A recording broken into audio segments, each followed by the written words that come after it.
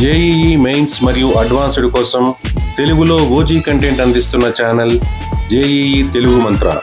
వెంటనే సబ్స్క్రైబ్ చేసుకోండి.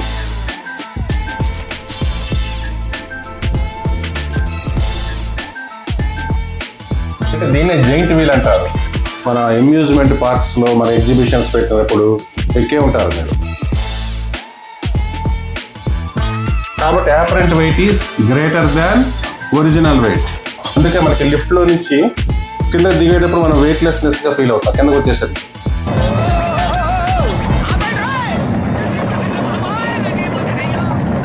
ఇప్పుడు మనం ఫెర్రిస్ వీల్ చూద్దాం. చూడండి, ఈ బొమ్మ నేనే వేసాను అనమాట. బాగుంది కదా.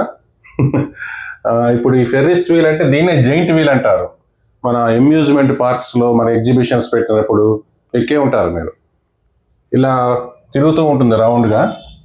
ఇక్కడ ఫోర్సెస్ ఎలా యాక్ట్ చేస్తాయి అనేది చూద్దాం. ఇప్పుడు సీట్లో కూర్చుంటాడు ఒక వ్యక్తి. ఇలా సీట్లో కూర్చున్నప్పుడు ఈ సీటు ఈ పర్సన్ మీదకి ఒక నార్మల్ ఫోర్స్ని నార్మల్ ఫోర్స్ అనేది అప్లై అవుతుంది ఇక్కడ వర్టికల్ డైరెక్షన్లో. నెక్స్ట్ ఇతని మాస్ ఎం అనుకుందాం. ఎం అయితే కిందకి ఎంజీ పనిచేస్తుంది. నార్మల్ ఫోర్స్ ఏమో నార్మల్ డైరెక్షన్లో పర్పెండిక్యులర్గా పైకి పనిచేస్తుంది. నెక్స్ట్ ఇక్కడ సెంటర్ వైపుకి సెంట్రిపిటల్ ఫోర్స్ ఉంటుంది, mv²/r. ఇది రేడియస్ r అనుకుందాం. ఇక్కడి నుంచి ఇక్కడికి సెంట్రిపిటల్ ఫోర్స్ పనిచేస్తుంది. ఇప్పుడు మొత్తం టోటల్గా ఫోర్స్ అప్వర్డ్ డైరెక్షన్లో ఉంది. సెంటర్ ఇక్కడ ఉంది కాబట్టి ఫోర్స్ అప్వర్డ్ డైరెక్షన్ పైకి ఉంది.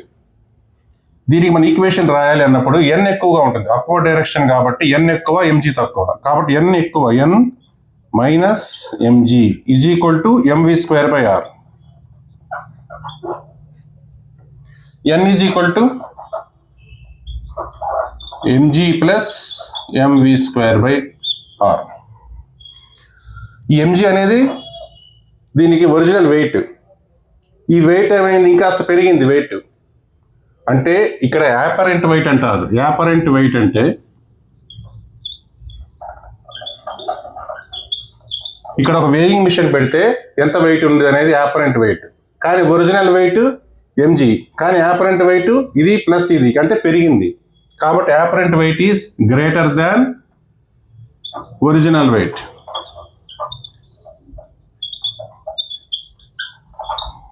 ఇలా పైకి వెళ్తున్నప్పుడు ఇలా ఉంటుంది.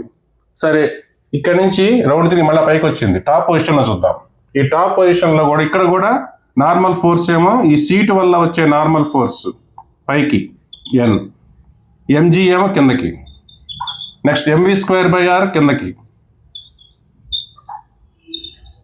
సెంట్రిపిటల్ ఫోర్స్ కిందకి. అంటే నెట్ ఫోర్స్ డౌన్వర్డ్స్ ఉంది, కిందకు ఉంది నెట్ ఫోర్స్.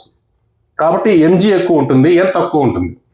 కాబట్టి mg minus n is equal to mv²/r. ఇది net force towards the centre. Net force towards the centre is centripetal force. ఇక్కడ n is equal to mg minus mv²/r. ఇది అటు ఇది అటు ఇలా వచ్చింది కదా. దీన్ని ఎలా రాసుకోవచ్చు, mg ఇంటూ 1 మైనస్ v²/rg ఇలా కూడా రాసుకోవచ్చు. ఇక్కడ కూడా చూడండి, mg అనేది దాని ఒరిజినల్ వెయిట్. ఇక్కడ మైనస్ వచ్చింది కాబట్టి ఒరిజినల్ వెయిట్ కన్నా తక్కువ వెయిట్ ఉంటుంది. ఇక్కడ వేయింగ్ మిషన్ పెట్టి చూస్తే అతని ఒరిజినల్ వెయిట్ కన్నా తక్కువ వెయిట్ ఉంటుంది. అంటే యాపరెంట్ వెయిట్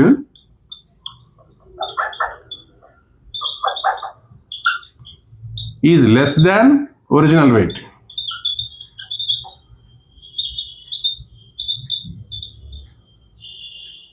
దీన్ని మనం న్యూటన్స్ లాస్ ఆఫ్ మోషన్లో లిఫ్ట్ విషయంలో చెప్తాం. లిఫ్ట్ కనుక కింద నుంచి పైకి వెళ్తుంది అనుకోండి,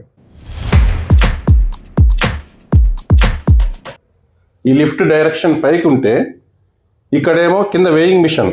ఈ వేయింగ్ మిషన్కి నార్మల్ ఫోర్స్ పైకి ఉంటుంది.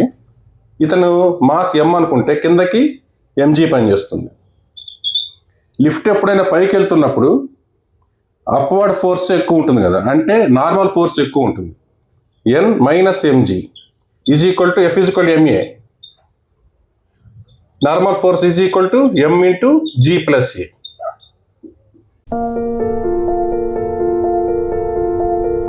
ఇక్కడ నెట్ ఫోర్స్ ఇలా ఉంటుంది. ఒకవేళ కిందకు వస్తుంది అనుకోండి, డౌన్ ఉన్నప్పుడు ఏమవుతుంది, ఎంజీ నెట్ ఫోర్స్ డౌన్వర్డ్స్ ఉంటుంది కాబట్టి ఎంజీ ఎక్కువ ఉంటుంది. M G minus N is equal to M A. N is equal to M into G minus ఏ.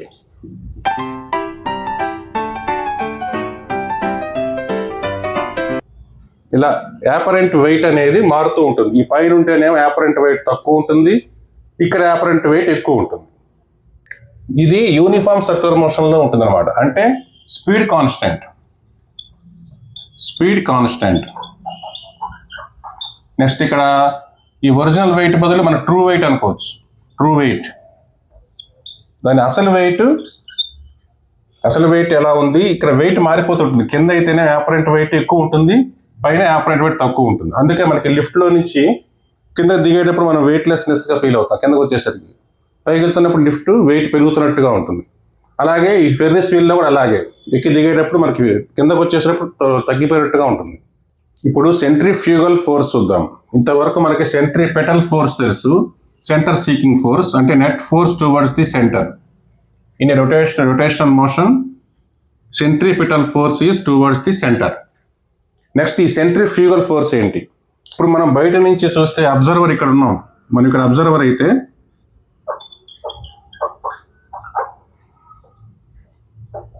ఇక్కడ నుంచి చూస్తున్నప్పుడు ఇప్పుడు ఇది ఆర్ అనుకుంటే mv²/r ఇది సెంట్రిపెటల్ ఫోర్స్, సెంటర్ వైపు వచ్చే ఫోర్స్. ఇది ఒక్కటే మనకు కనిపిస్తుంది.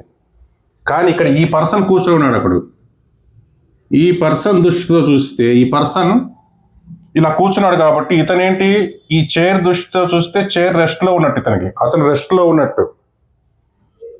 With respect to this person, with respect to the chair, he is at rest. ఇలా తిరుగుతున్నప్పుడు ఏమవుతుంది, ఇతనికి ఫోర్స్ ఇటువైపు లాగుతున్నట్టుగా అతనికి అనిపిస్తుంది, ఫోర్స్ అటువైపు లాగుతున్నట్టుగా. కానీ నిజానికి అక్కడ ఉండదు. దాన్ని సెంట్రిఫ్యూగల్ ఫోర్స్ అంటారు, బయటకి నెట్టబడేదాన్ని. కానీ అది నిజం కాదు, దాన్ని ఫిక్టీషియస్ ఫోర్స్ అంటారు. Fictitious or pseudo force.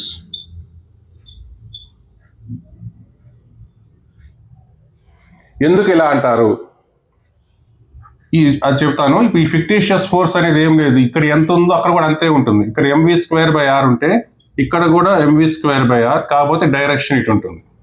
అంటే MA గనక ఇలా ఉంటే సూడో ఫోర్స్ -MA, అలాగే దీనికి కూడా mv²/r ఉంటుంది.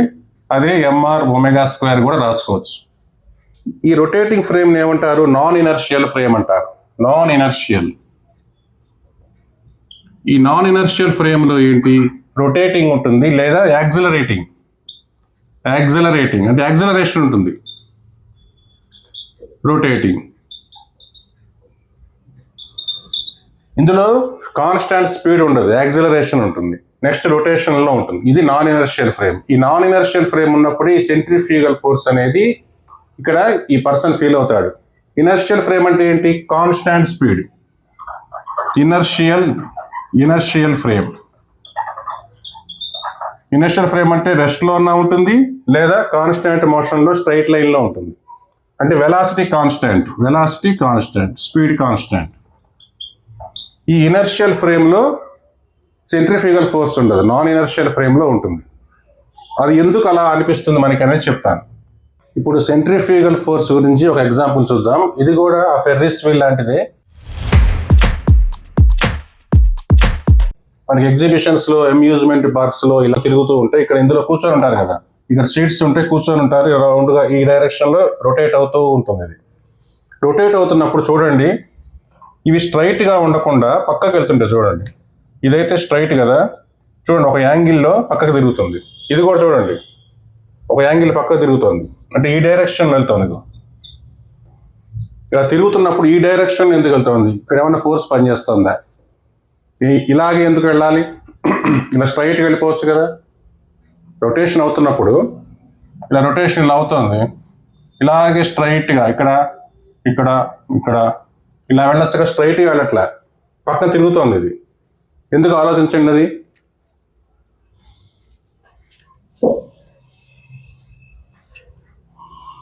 దీనికి ఆన్సర్ చెప్పాలంటే న్యూటన్స్ లాస్లోకి వెళ్ళాలి. న్యూటన్స్ ఫస్ట్ లాలో ఇనర్షియా అనేది ఉంది కదా, అంటే రెస్ట్లో ఉండేది రెస్ట్లోనే ఉంటుంది. ఒక స్ట్రైట్ లైన్లో యూనిఫామ్ మోషన్లో కనుక వెళ్తుంది, యూనిఫామ్ మోషన్లోనే ఉంటుంది. అది కూడా స్ట్రైట్ లైన్, రొటేటింగ్ మోషన్ కాదు, రొటేషన్లో కాదు, స్ట్రైట్ లైన్. అంటే కాన్స్టాంట్ వెలాసిటీతో స్ట్రైట్ లైన్లో వెళ్తుంది. Unless there is an external force acted on it. ఒక ఫోర్స్ యాక్ట్ అయితేనే అది డైరెక్షన్ మారుస్తుంది. కాబట్టి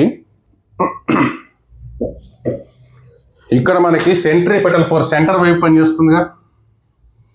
సెంటర్ వైపు పనిచేసే సెంట్రిపెటల్ ఫోర్స్ mv²/r. దీనివల్ల ఏమవుతుంది, దీని వెలాసిటీ చేంజ్ అవుతుంది. దీని వెలాసిటీ డైరెక్షన్ ఇలా ఇక్కడ ఉన్న వెలాసిటీ టాంజెన్షియల్గా డైరెక్షన్ చేంజ్ అవుతుంది. దేనివల్ల?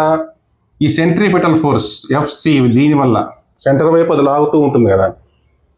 అందుకని కానీ న్యూటన్స్ లాస్ ప్రకారం ఏంటి, ఇనర్షియా స్ట్రైట్ లైన్లో వెళ్ళేది స్ట్రైట్ లైన్లోనే వెళ్తుంది. పక్కకి వెళ్ళటానికి దానికి ఇష్టం ఉండదు, స్ట్రైట్ లైన్లోనే వెళ్తుంది. ఇది ఇనర్షియా, డ్యూ టు ఇనర్షియా. దీని డైరెక్షన్ ఇటుపక్క ఉంటుంది, కానీ ఇది బలవంతంగా సెంట్రిపెటల్ ఫోర్స్ ఇటు లాగుతుంది. ఈ సర్క్యులర్ మోషన్లో రొటేట్ అవ్వడం కోసం దీన్ని పట్టుకొని లాగుతోంది ఈ సెంట్రిపెటల్ ఫోర్స్. ఇదేమో ఇనర్షియాని ఇటు పని చేస్తుంది. అప్పుడు అందులో కూర్చున్న వ్యక్తికి ఏమవుతుందంటే, అతను రెస్ట్లో ఉన్నట్టు కదా, ఇతని దృష్టిలో ఇతను రెస్ట్లో ఉన్నట్టు. ఇతనికి ఏమవుతుందంటే ఈ ఇనర్షియా ఇటు లాగటం వల్ల ఇక్కడ డీవియేషన్ వచ్చి ఇలా పక్కకి వెళ్తాడు. ఈ ఫోర్స్ వల్ల ఇటువైపు ఏ ఫోర్స్ ఉండదు, ఇటే టాంజెన్షియల్గానే ఉంటుంది. ఇది స్ట్రైట్ లైన్లో వెళ్ళాలని చూస్తూ ఉంటే ఇది లాగుతుంది కాబట్టి ఇది పక్క జరుగుతాడు. ఆ ఫోర్స్ అంటే ఇతనికి ఎక్స్పీరియన్స్ ఎలా అవుతుందంటే, ఇక్కడి నుంచి ఒక ఫోర్స్ తను నిడుతున్నట్టుగా ఎక్స్పీరియన్స్ అవుతాడు. అదే సూడో ఫోర్స్, అదే సెంట్రిఫ్యూగల్ ఫోర్స్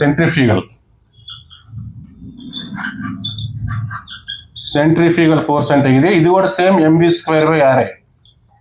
దీని మ్యాగ్నిట్యూడ్ ఎంత ఉందో ఫోర్స్, దీని మ్యాగ్నిట్యూడ్ అంతే. కానీ నిజంగా ఫోర్స్ ఇక్కడ కన్నా పనిచేస్తుందా? ఒకటి చూడండి, మనం ఏదైనా ఒక బాబు తీసుకొని తిప్పామనుకోండి ఇట్లా, అంటే దానికి ఒక థ్రెడ్ తిప్పినప్పుడు కట్ చేసామనుకోండి, కట్ చేస్తే ఏమవుతుంది, ఈ డైరెక్షన్లో పడిపోతుంది, పోయి పారాబోలాగా పడిపోతుంది. మరి ఈ డైరెక్షన్లో పోదు.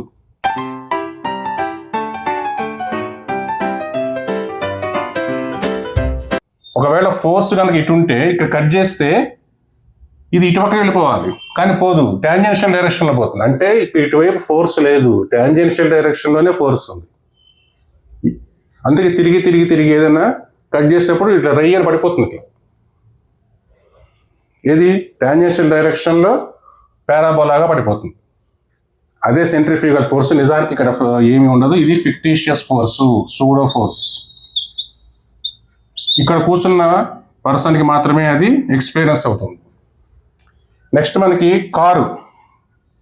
కారు టైర్లు, కారు వెళ్తున్నప్పుడు కింద మురికి ఉందనుకోండి, బురద ఉంది, బాగా వర్షం పడినప్పుడు బురద ఉందనుకోండి, ఇలా ముందుకు వెళ్తున్నప్పుడు ఏమవుతుంది, ఈ బురద ఈ టాంజెన్షియల్ డైరెక్షన్లో పైకి వస్తుంది.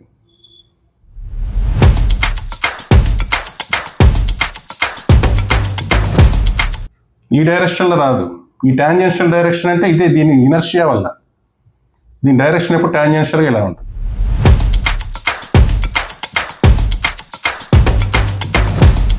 నెక్స్ట్ ఇంకోటి, మనం కారు కనుక ఒక రొటేషనల్ మోషన్లో రౌండ్ రోడ్లో కారు తిరుగుతుంది అనుకోండి, ఇట్లా